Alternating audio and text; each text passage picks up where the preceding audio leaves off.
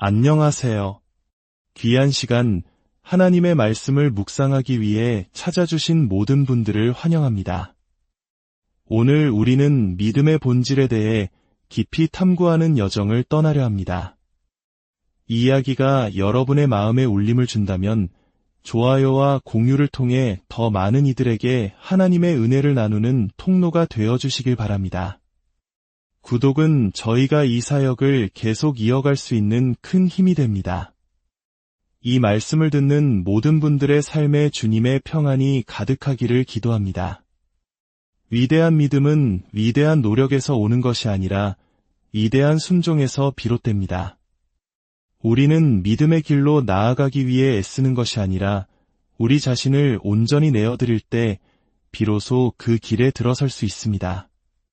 예수님께서 이미 모든 일을 이루셨고 모든 동력을 만들어 놓으셨기 때문입니다. 믿음은 신자에게 너무나 당연하고 정상적인 것이어야 합니다. 우리가 왜 신자, 즉 믿는 자라고 불리겠습니까?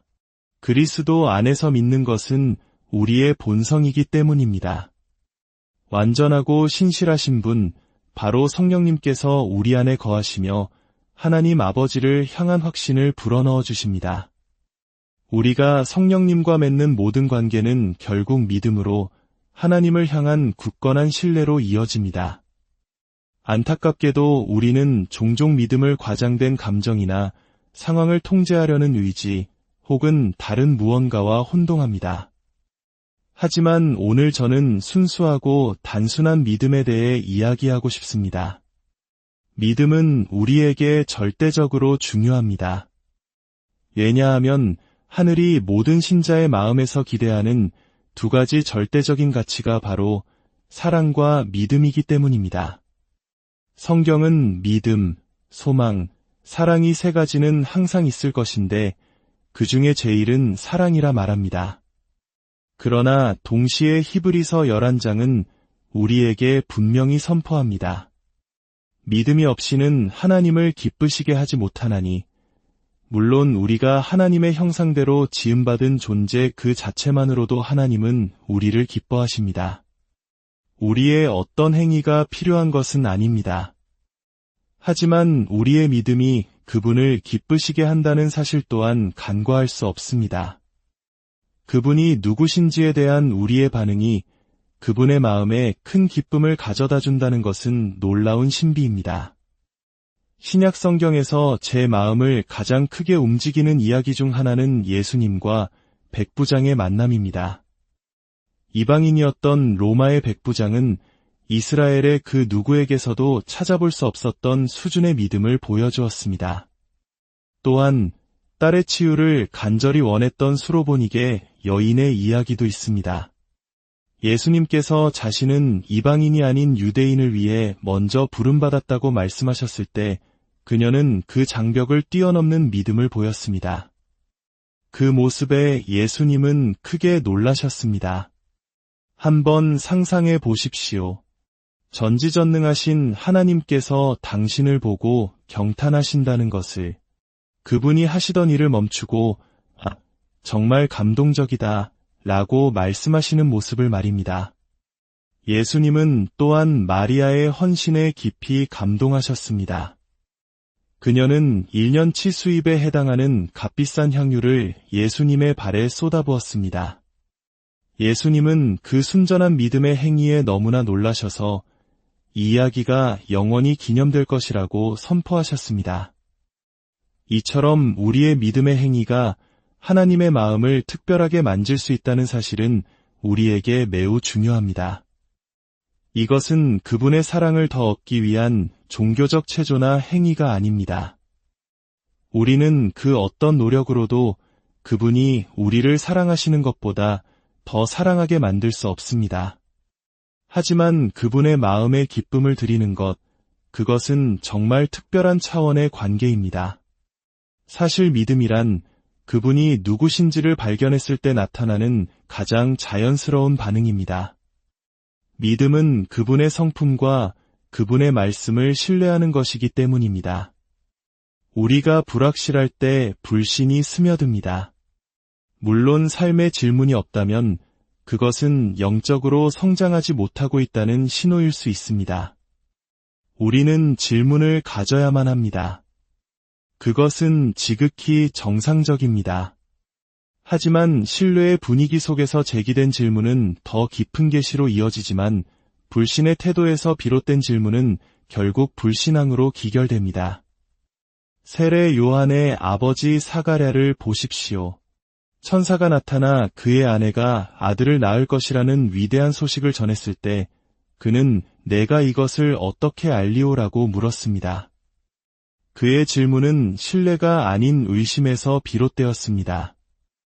그 결과 그는 9달 동안 말을 하지 못하게 되었습니다. 아마도 그의 불신 섞인 말이 기적을 방해하지 않도록 하나님께서 그를 침묵시키신 것일지도 모릅니다. 신비가 없다면 신뢰는 자라날 수 없습니다.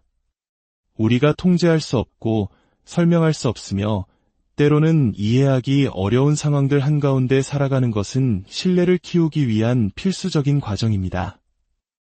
이러한 요소들 없이는 하나님께서 우리에게서 찾으시는 신뢰의 삶을 발전시킬 수 없습니다. 고린도후서 3장 14절부터의 말씀은 믿음에 대한 깊은 통찰을 줍니다. 바울은 유대인들의 눈이 그리스도를 알아보지 못하도록 수건에 가려져 있다고 말합니다. 그러나 16절에서 놀라운 반전을 선포합니다.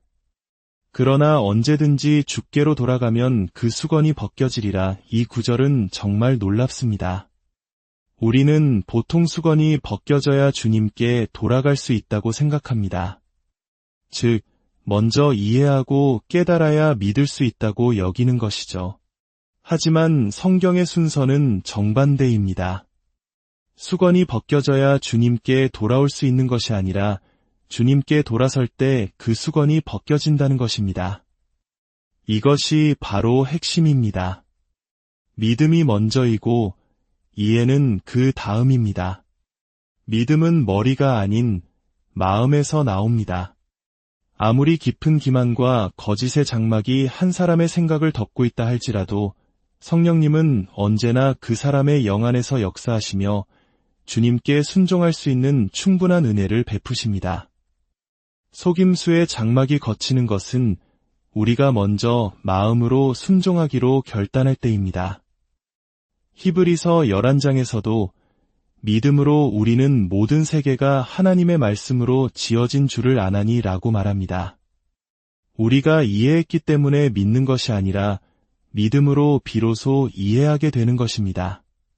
주님은 지적인 동의를 구하시는 것이 아닙니다.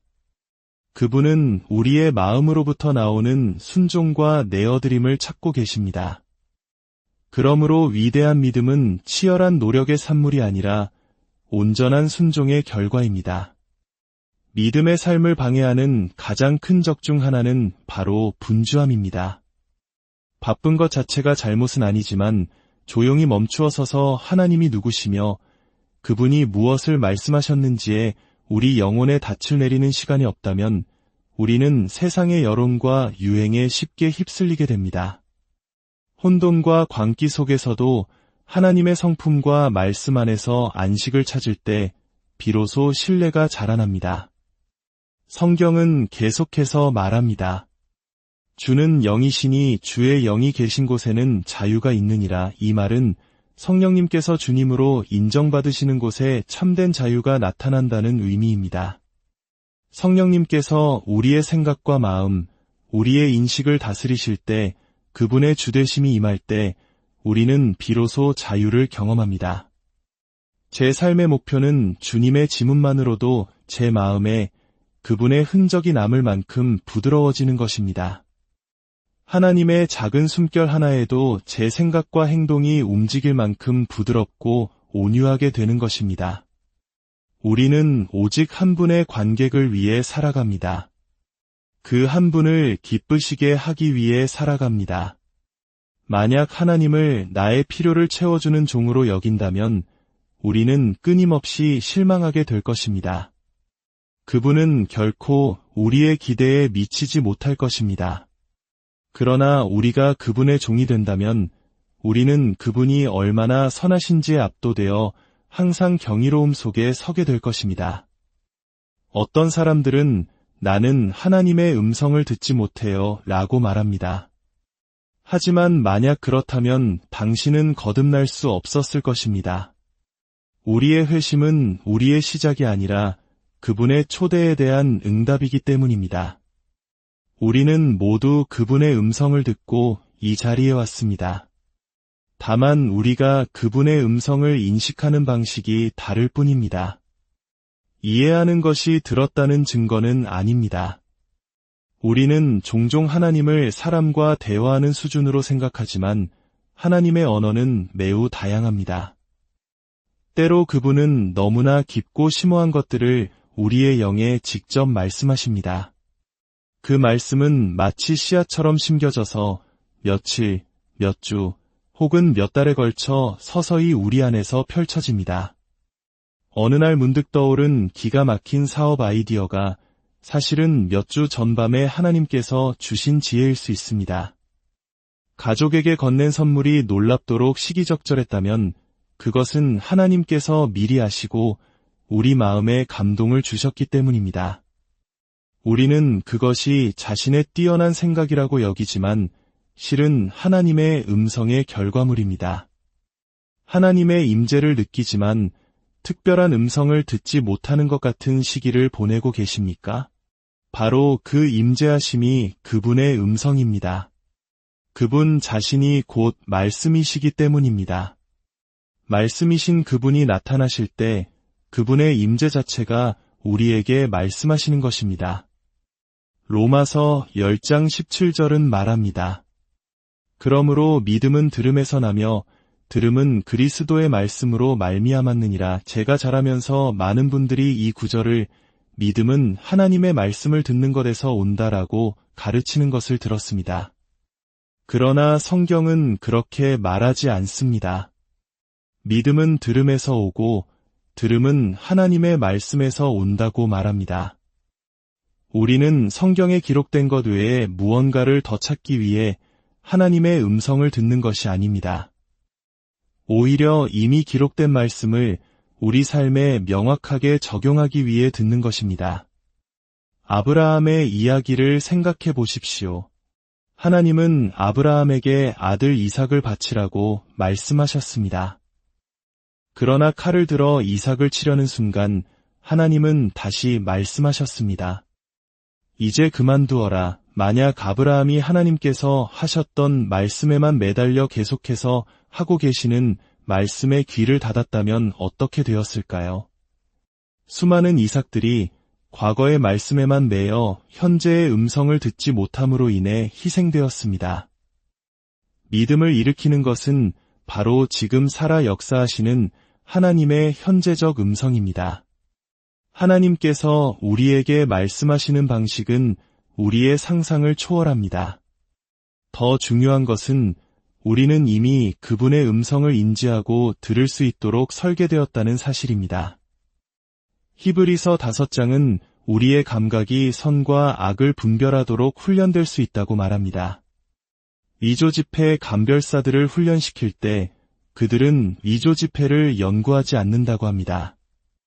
오직 진짜 돈만 계속해서 만지고 보면서 진짜에 대한 감각을 익힙니다.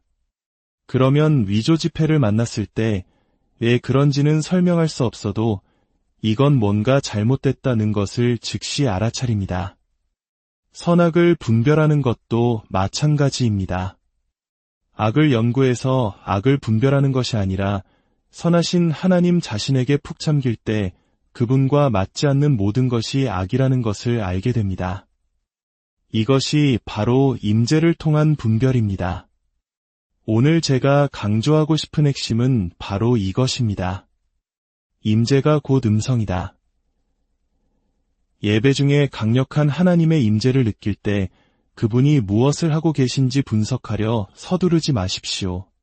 그저 바람에 돛을 맡긴 돛담배처럼 그분의 움직임에 우리 자신을 내어드리십시오. 우리는 분석을 통해 그분을 발견하는 것이 아니라 순종을 통해 그분을 발견합니다.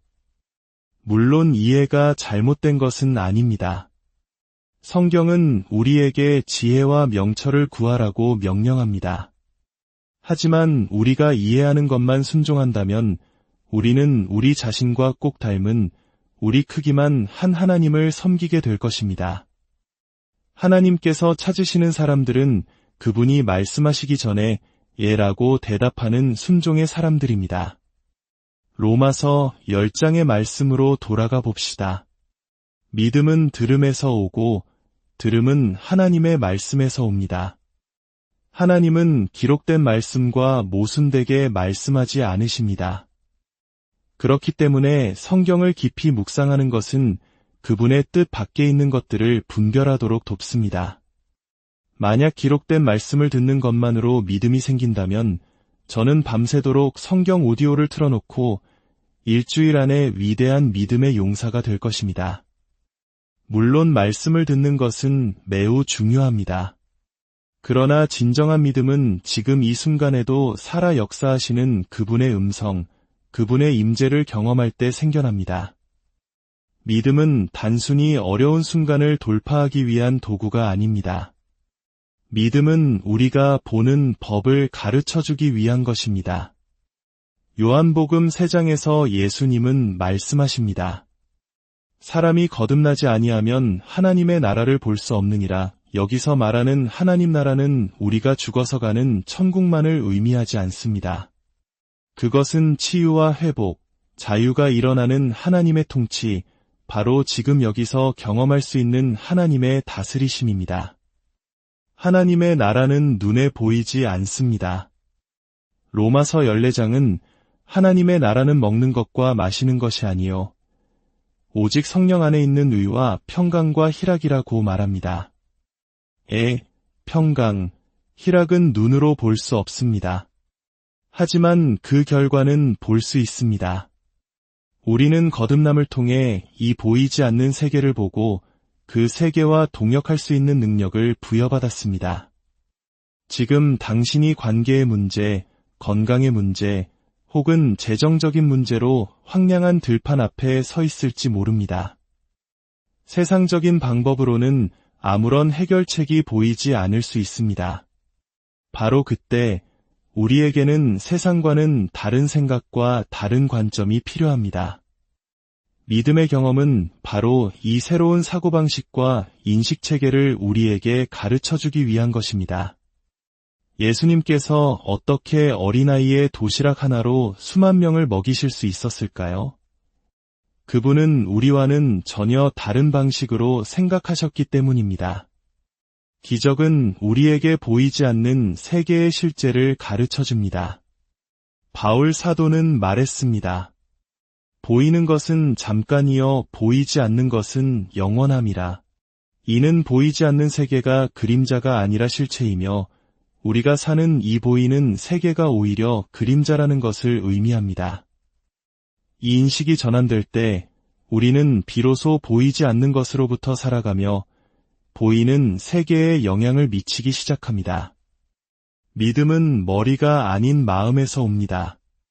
그리고 새롭게 된 마음은 믿음이 흐를 수 있는 강둑과 같은 역할을 합니다. 백부장은 예수님께 나아와 말했습니다.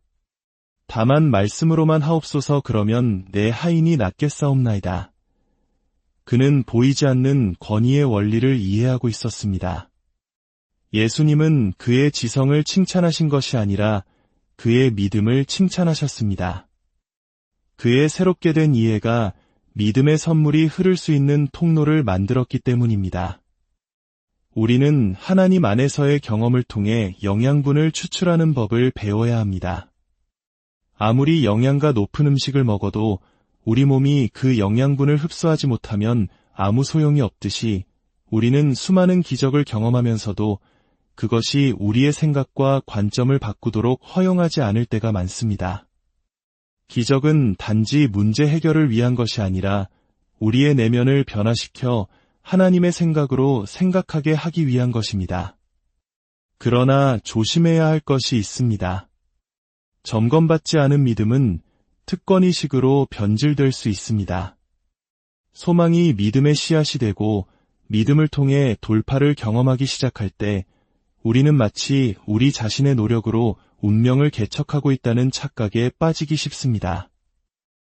위험에서 우리를 지켜주는 안전장치는 바로 심령이 가난한 것입니다.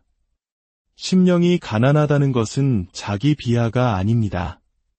그것은 악한 자와 동역하는 어리석은 짓입니다.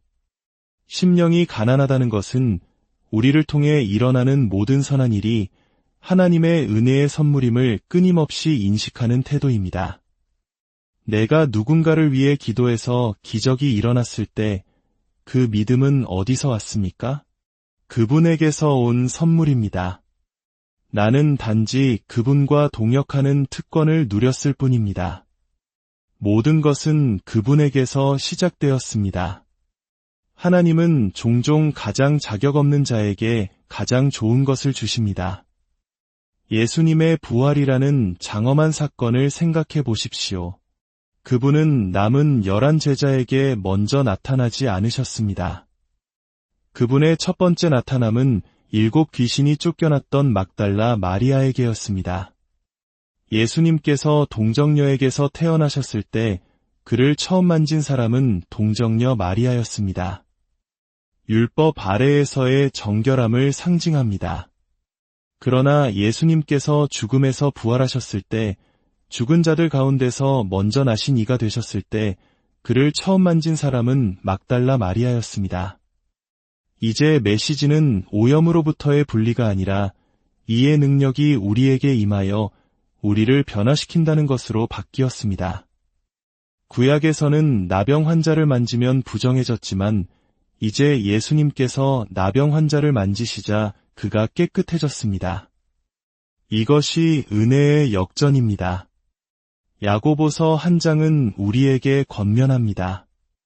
내 형제들아 너희가 여러 가지 시험을 당하거든 온전히 기쁘게 여기라. 이는 너희 믿음의 시련이 인내를 만들어내는 줄 알미라. 어떻게 시험을 기쁘게 여길 수 있습니까? 그 결과가 조금도 부족함이 없는 온전함에 이르기 때문입니다. 시험은 우리를 온전함으로 이끄는 지름길입니다. 제 삶의 가장 큰 갈망은 담대한 믿음입니다. 그러나 저는 한 가지 비밀을 발견했습니다. 담대한 믿음은 고요한 신뢰라는 어깨 위에 서 있습니다. 우리 모두는 담대한 믿음을 원하지만 그 믿음은 아무런 해답이 보이지 않는 상황 속에서 조용히 하나님을 신뢰하는 시간을 통해 단련됩니다. 시편 23편은 노래합니다. 내가 사망의 음침한 골짜기로 다닐지라도 해를 두려워하지 않을 것은 주께서 나와 함께 하심이라. 골짜기가 없어서가 아니라 그곳에 주님이 함께 계시기 때문에 두려워하지 않는 것입니다. 우리는 그림자 저편에서도 그분을 발견하지만 그림자 속에서도 그분을 발견합니다. 코리텐 부묘사는 이렇게 말했습니다. 때로는 그저 하나님이 너무 가까이 계시기 때문에 어두운 것뿐입니다. 그분의 날개 그늘 아래 있을 때 그분의 임재가 너무나 가깝기에 오히려 어둡게 느껴질 때가 있다는 것입니다. 제 마음은 해답을 찾는 것이 아니라 그분의 임재를 발견하는 쪽으로 기울어져 있습니다. 저는 하나님을 시험대에 올려놓지 않을 것입니다. 그분이 자신을 설명하실 때까지 제 사랑을 보류하지 않을 것입니다. 제가 이해할 때까지 순종을 미루지 않을 것입니다. 지난 수십 년간 저는 맛보아 알 수 있을 정도로 명백한 주님의 선하심을 발견했습니다. 성경은 맛보아 알지어다 라고 말합니다. 먼저 맛보아야 비로소 볼 수 있게 됩니다. 제 마음속에는 한 가지 소망이 있습니다. 바로 이 자리에 모인 우리 믿음의 가족이 하나님의 선하심에 너무나 깊이 잠겨서 그 선하심에 대한 계시가 전염성을 갖게 되는 것입니다. 하나님에 대해 한 번도 생각해 본 적 없는 사람들이 그분의 선하심을 꿈꾸기 시작하고 평생 기도 한 번 해본 적 없는 이웃이 좋은 일을 겪었을 때 자신도 모르게 감사합니다. 라고 고백하게 되는 것입니다. 우리의 삶이 무대가 되어 이 도시 전체가 하나님이 선하심을 맛보고 알게 되는 그날을 꿈꿉니다. 여러분 모두가 하나님의 선하심이라 불리는 그 자리에서부터 살아가시기를 축복합니다. 만져지는 그분의 평안과 흔들리지 않는 그분의 선하심이 오늘 여러분의 삶에 그리고 영원토록 가득하기를